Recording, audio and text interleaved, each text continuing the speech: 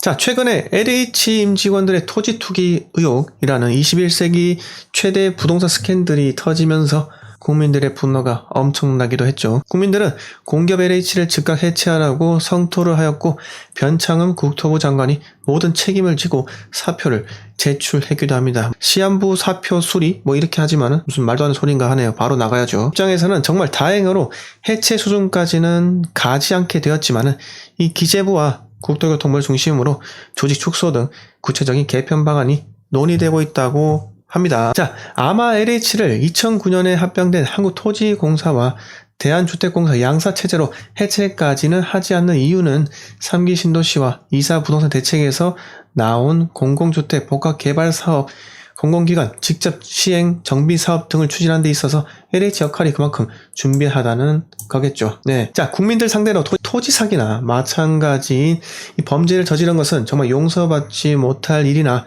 이 장기적 집값 안정화를 추진하기 위해서는 어쩔 수 없다라는 의미로 받아들여야 할 것 같습니다. 아까 말씀드렸다시피 3기 신도시가 없어지진 않을 거다 이렇게 생각되고요. 3기 신도시는 그 일정대로 아마 진행이 될 확률이 매우 높다라고 생각하시는 편이 여러분들께도 좀 좋다고 생각합니다. 3기 신도시는 여러분들에게 호재거리가 아니라 악재이기 때문에 준비하시는 편이 좋다고 봅니다. LH 해체하지 않으면서 국민들로부터 원성을 듣고 있지만 공급을 통한 집값 안정이라는 이 대의가 있다는 점은 제가 충분히 이해가 되죠. 주택도시보증공사 이 허그가 전혀 다른 방향으로 지금 가고 있어서 걱정이 됩니다. 뭐냐면은 조정 대상 지역으로 묶이면은 수도권 일부, 이 부산, 대구 등 지방 광역시는 이 허그의 고분양가 심사를 거쳐서 이 분양가가 정해지는데, 그동안 분양가가 터무니없게 낮게 책정이 되면서 이 수많은 정비 사업을 할 수 없다라는 지적들이 많아서 허그가 주택 공급 활성화하겠다면서 고분양가 심사 제도를 개선하고 있는데, 여기서 나온 새로운 개선안이 오히려 기존에 생각했던 분양가보다 더 낮게 책정될 수 있어서 부산 온천 4구역 재개발 구역 같은 경우 후분양도 불사하겠다고 이렇게 하고 있죠. 갈등이 점점 심화되고 있는 겁니다. 지자체도 지금 허그 눈치를 봐야 되지, 허그도 국토교통부 눈치를 봐야 되지, 국토부도 대통령 눈치 봐야 되지. 그러니까 이 정부 정책이 양갈래로 갈 수밖에 없는 것 같아요. 집값 때려잡겠다고 생각할 것만이 또 아니라 시장을 위한, 시장에 대한, 시장에 의해서 이렇게 부동산 정책을 국민들을 위해서 좀 펼쳤으면 합니다. 다음 이야기로 한번 넘어갈게요. 폭락론자, 하락론자, 폭락이들이 매우 좋아할 만한 기사가 나왔어요. 새 임대차법 드디어 효과, 아파트 전세값 변동률 최저. 이 뉴스가 나오자마자 수많은 이 폭락이들이 또 인용을 하면서 집값 안정화, 그 집값이 이제 폭락할 거라 라고 말을 할 거라 같은 이 시나리오가 그려집니다.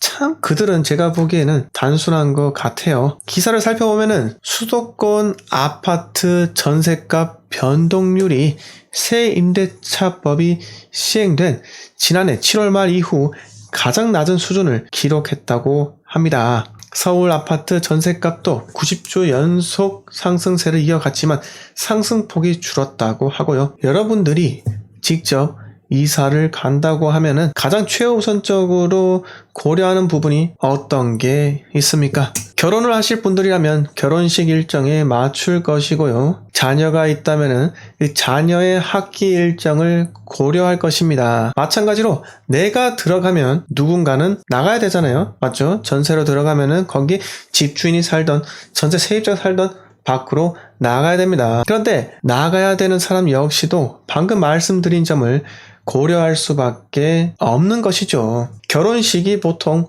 5월과 10월, 11월에 많기 때문에 정말 그 바로 전, 한 달 전, 두 달 전이 이사철이기도 합니다. 이 가을철 같은 경우는 가을에 미리 이사를 가야지만은 이 자녀들의 학교 전학 문제 같은 것들이 사전에 해결되기 때문에, 특히 여러분들 학군지라면 신학기가 시작하기 전에 명문 학원 수강을 위해서 이 가을철에 미리 가서 입학 준비도 해야 되잖아요. 학원에 들어가기 위해서 시험을 친다. 저 때도 그랬지만은 요새는 더 심하다고 합니다. 그래서 미리미리 그 지역에 들어가서 그 학원에 들어가기 위해서 또 과외를 하고 또 다른 학원을 다녀야 하고 뭐 이런 것들이 있다고 하네요. 이런저런 이유로 2월 전까지 전세 수요가 계속해서 몰리기 때문에 이 전세가가 지속 상승하는 이유이기도 합니다. 현재 전세가가 지속해서 하락하는 이유는 이 전세 수요가 확실하게 급감했는 데다 계약 갱신 청구권을 통해 시세보다 상당히 저렴한 가격으로 재연장한 경우도 있으니 이런 점들로 인해서 이렇게 통계적으로 전세 폭락처럼 보이는 것이죠. 자, 지난 7월 임대차법을 발표하면서 시장에 엄청난 고통이 있었다는 점 여러분들 잊으시면 안 됩니다. 계속해서 기억을 하셔야 되는 이유가 이 매매 시장을 건드리는 것보다 임대차 시장을 건드리는 것이 집값 상승에 더 큰 영향을 미친다는 점 여러분들은 반드시 기억을 해야 돼요. 매매 시장은 매수를 하는 사람, 매도를 하는 사람 이 두 명만 영향을 받게 되는데 임대차 시장은 매수자, 매도자, 전세 세입자까지 모두가 영향을 받게 됩니다. 3명 영향받는데 당연히 집값 상승에 더 크게 영향을 미치죠. 안 그렇습니까? 자, 다른 이야기 하나 드리겠습니다. 금주에 2021년 공시가가 발표가 되었습니다. 잠시만요. 기사 하나 켜고 말씀드릴게요. 뉴스만 보면 제가 정말 화가 납니다. 이렇게 지네들은 웃고 있고 저 보십시오. 요새 사람들이 인상을 찌푸린다고 정말 지적이 많습니다. 정말로 화가 나고 짜증나고 이렇게 정부 정책에 관심을 가져야 하는지 참 모르겠습니다. 이야기 넘어가겠습니다. 금주에 2021년 공시가가 발표가 되었죠. 제가 저번 라이브 방송에서 이야기 들었던 점이 정부에서 공시가 6억 이하 1주택자에 대해서는 재산세율 0.05% 낮췄기 때문에 오히려 재산세 부담이 줄어든다고 이렇게 공시가 폭등에 대한 논란을 잠재우기 위해 물타기를 하고 있습니다. 공시가 6억 이하는 공시가가 오르더라도 재산세가 지난해보다 더 줄어든다고 합니다. 정부에서 그렇게나 강조한 공시가 6억 이하 주택 비중이 점점 감소하는 추세인데 무슨 말도 안 되는 소리죠. 공시가 6억 이하 전국 공동주택 비중은 2019년 1315만 가구에서 올해 1309만 가구로 6만 가구가량 줄어들었다고 하고요. 여러분 한번 생각을 한번 해보세요. 대충 계산하더라도 공시가 6억 이하는 재산세를 낮춰준다 하더라도 공시가 6억 이상 넘는 주택들이 전년 대비 3%나 증가를 했으니 정부의 세수 확보는 더 크게 증가한다는 겁니다. 뉴스를 한번 보십시오. 오죽했으면은 이번 공시가 개편으로 지자체가 걷는 재산세가 3,600억 더 증가한다고 하겠습니까? 게다가 2030년까지 공시가 현실화율 90% 달성 방침을 천명하고 이걸 왜 천명이라고 하죠? 천명이라는 것은 하늘에서 내린 명령인데 누가 하늘이란 겁니까? 이것부터가 잘못됐단 겁니다. 자, 매년 공시가를 끌어올리기에 들어간 만큼 올해는 공시가 6억 이하에 해당되면서 정부 말처럼 세금이 줄어들 수 있지만은 과연 여러분 내년에는 어떻게 되겠습니까? 집값은 보합인데 공시가만 상승하면은 그러다가 공시가 6억 이상 넘어가면은 어떻게 되겠습니까? 불보듯 뻔한 거죠. 눈 가리고 아웅하기입니다. 올해는 괜찮으니 일단 넘어가자. 왜? 내년에는 차기 정권에서 알아서 하겠지. 이게 바로 현 정책에 여러분들에게 눈을 가리고 귀를 막는 것이나 마찬가지라 생각합니다.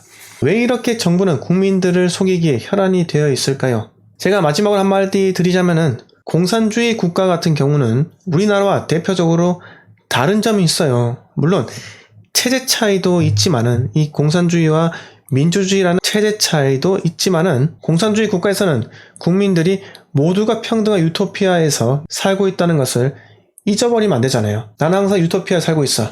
내 옆집 사람과 대통령과 모두 우리는 전부 가난하고 똑같이 가난하고 똑같은 음식 먹고 유토피아에서 살고 있다는 것을 강조를 하기 위해서 온갖 선전물, 상징 조형물로 국민들이 다른 생각을 할 수 없도록 포장하기에 급급하고 있습니다. 여러분들 혹시나 쿠바 이런 나라에 가시면은 아실 거예요. 왜 중국에 그런 엄청난 천안문 광장이 있겠습니까? 왜 러시아의 크렘베린 궁 이런 게 있겠습니까? 공산주의 국가, 사회주의 국가에서는 눈과 귀를 덮기 위해서 이런 것들을 계속해서 만들어냅니다. 민주주의와 공산주의 국가가 기본적으로 다른 점은 잘잘못이 드러나는지 그 여부라 생각합니다. 그런데 대한민국은 잘잘못이 참으로 잘 드러나는 국가, 그래서 아직까지는 정상적인 체제로 운영되고 있다. 그래서 좀 더 안심되는 것 같습니다. 자, 이제는 좀 부동산에 대해서 스트레스 덜 받았으면 하고요. 오늘 라이브 방송 본론은 여기서 마치도록 하고요. 자, 이제 Q&A를 이어서 진행하도록 하겠습니다.